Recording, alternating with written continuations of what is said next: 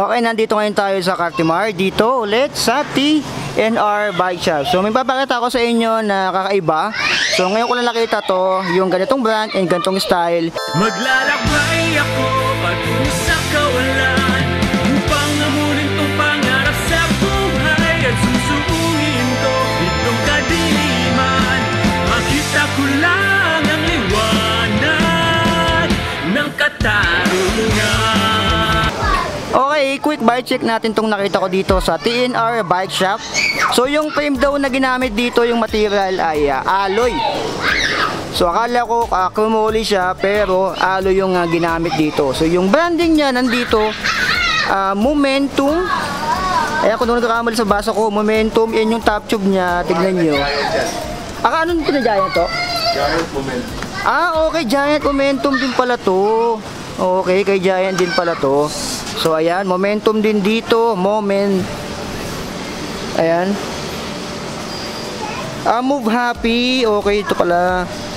Parang Move Happy yung nakalagay dito. Tsaka yung top tube niya, tignan nyo, kakaiba.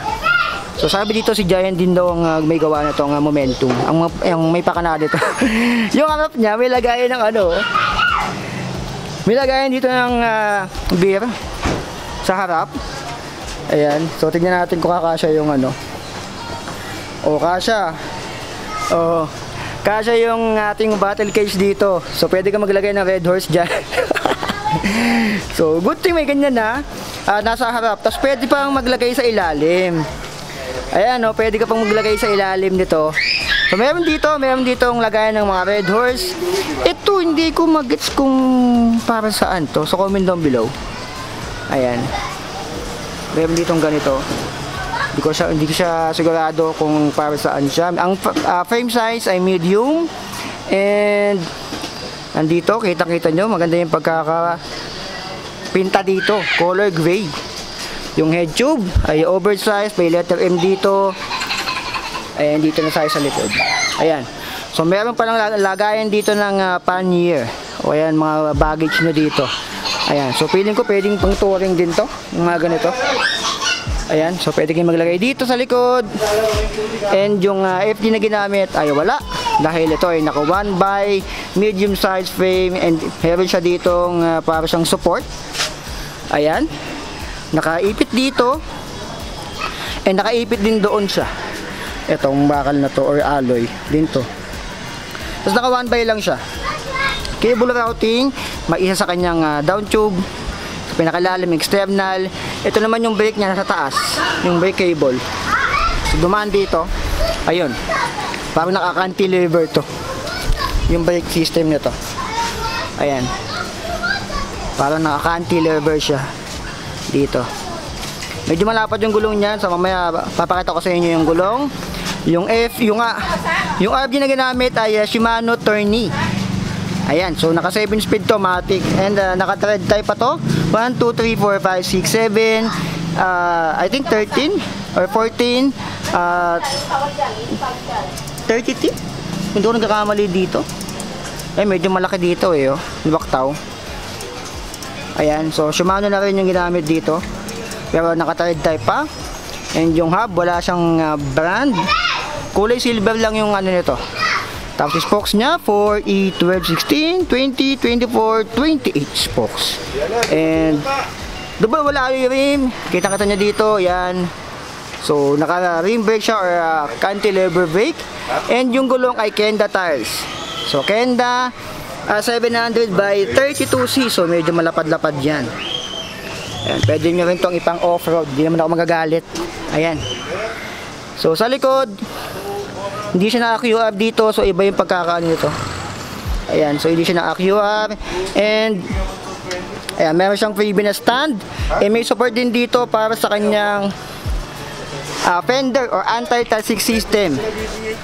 Ayan, so panggalaan talaga to. And dito pwede kayong mag-ipit ng mga pannier nyo, I think. Para dito yan. Kung mag-long ride kayo, bag dito, tapos pannier sa kabilang side. Or yung malaking bag dito na pang touring. Ayan, may slot na rin dito. Hindi na kayo mahihirapan. Panggalaan pala tong mga ganito.